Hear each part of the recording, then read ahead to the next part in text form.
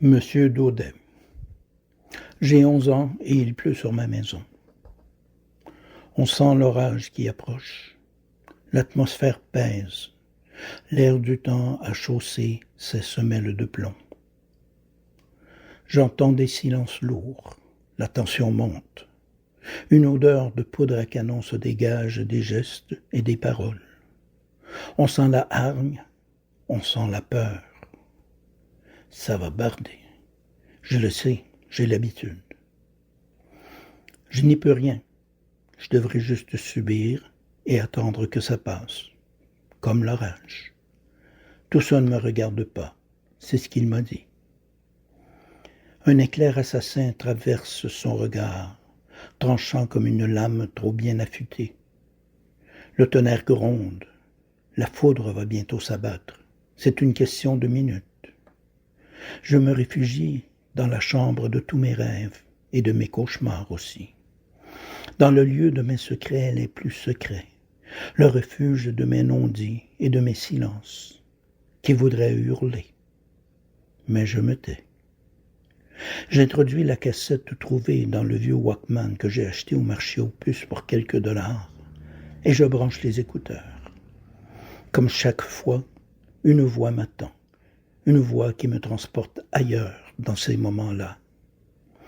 Depuis son moulin, à 1000 lieues de la tempête qui fait rage chez nous, Monsieur Daudet m'emmène dans son monde.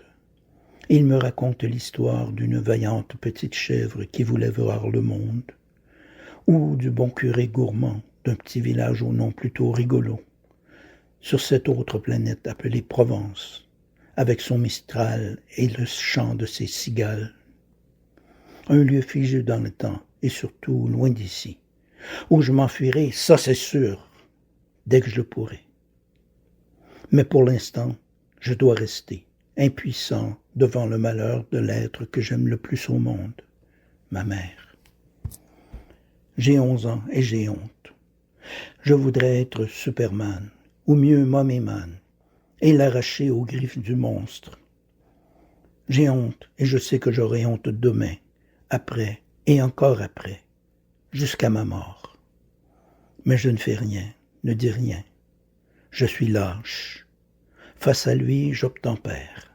J'exécute ses ordres et je comble ses moindres désirs parce que, au fond, moi aussi j'ai peur. Demain, elle essayera de me cacher, à moi qui devrais la défendre, les contre-coups de ma trahison. Elle ne m'en voudra pas, au contraire. Elle continuera à me protéger de la colère démente de cet être odieux, de ce père que je voudrais pouvoir détester. Peut-être qu'elle boitillera un peu, et certains gestes lui seront probablement plus difficiles qu'à l'accoutumée. Elle aura l'air triste et le regard terne. Pourtant, fidèle à elle-même, elle s'efforcera de faire comme si tout allait bien. Mais, encore une fois, tout sonnera faux. Et moi, j'aurai honte. Comme chaque fois, je ferai semblant et je ne dirai rien. Mais un jour, je laisserai M. Daudet dans son moulin et j'affronterai moi aussi l'orage. Je deviendrai Superman, ou encore mieux Mommyman. C'est ça, Mommyman. Et ce sera la dernière fois.